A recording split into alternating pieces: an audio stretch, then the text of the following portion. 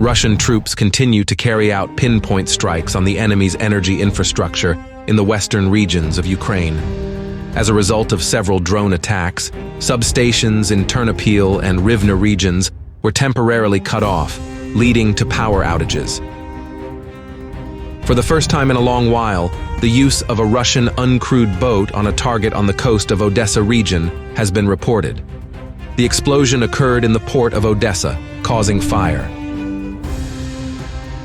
Ukrainian units again attacked rear facilities in several regions of Russia. One of the UAVs hit a building in Grozny, while another was shot down on its approach to the Kapustin Yar training range in the Astrakhan Oblast. For the first time in a long while, the enemy used uncrewed boats to raid the coast of the Crimean Peninsula. The bulk of them were sunk near Sevastopol. 3 more drones that had broken through to Kerch were destroyed near Kamish-Burunskaya Bay. On the Kursk direction, Ukrainian units are attempting attacks in the Sudzhansky district, using Leopard 2A6 tanks, among other things. The enemy is stopped on the southern outskirts of Darino. Armored vehicles are destroyed by drone strikes. At the same time, in the Sudzhansky district, fighting continues in Novoivanovka and Pogrebki. On the opposite flank, members of assault units knocked the enemy out of the eastern outskirts of Plekhovo, advancing in the direction of Lwovo. In the Slobozhanska direction near Vovchansk and Hlibok, there were no significant changes in the configuration of the front line during the week. A Russian drone sprayed an incendiary mixture over Ukrainian positions on the state borderline north of Veterinarne. In the Kupiansk-Svatov direction, Russian troops are improving their tactical position along the Oskil River near Krylyakivka. In the eastern part of Kupiansk, fighting continued near the industrial zone, where a Russian armored group was again attacked. In the Lyman direction, the main fighting is still taking place in Terny and the Shiroka Yar Gully, located to the east. At the same time, Russian troops are attacking further south in the direction of Yampolivka, the capture of which would allow the AFU grouping in the southern part of Terny to be encircled. Positional fighting continues in the Siversk direction near Bilohorivka and Verkhnokamianska.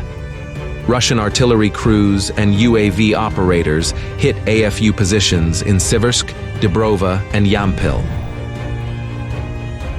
In the Artemovsk direction, Ukrainian units have taken several positions on the Chasiv Yar-Kostyantinivka highway. Russian troops are fighting on the territory of the Chasiv Yar refractory plant, moving deep into the industrial zone in a northwestern direction. On the Oleksandro Kalinove direction, Russian troops managed to make significant advances within the boundaries of the Zabalka district, liberating most of the buildings. There was also an attack by members of assault units on Dzerzhinsky mine territory, on the outskirts of which fighting had been reported for the past few months. In the Pokrovsk direction, Russian troops continue to advance along the railroad, bypassing Pokrovsk from the left flank. During the week, the villages of Jovte and Novopustinka were liberated. Fighting is taking place on the outskirts of Shevchenko and Novotroitska. In the Kurakov direction, Russian troops are advancing along the shoreline of the Kurakov Reservoir towards Stary Terny. To the south, assault groups have liberated Romanivka and are fighting in Hanivka.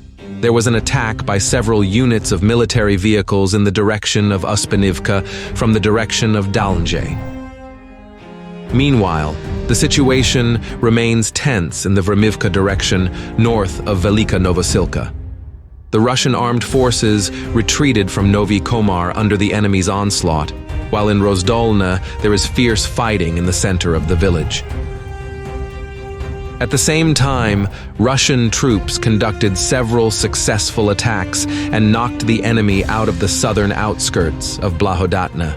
The Russian armed forces also took control of positions east and southeast of the village, near the Shaitanka River. In the Zaporizhzhia direction, the AFU continue shelling the civilian infrastructure of the liberated part of the region. As a result of a drone strike on the administration building in the town of Vasilivka, one of the employees was injured. Positional fighting continues in the Dnipro Island zone in the Kherson direction. At the same time, Ukrainian media reported that the Russian armed forces were allegedly preparing to land near Kherson using 300 boats.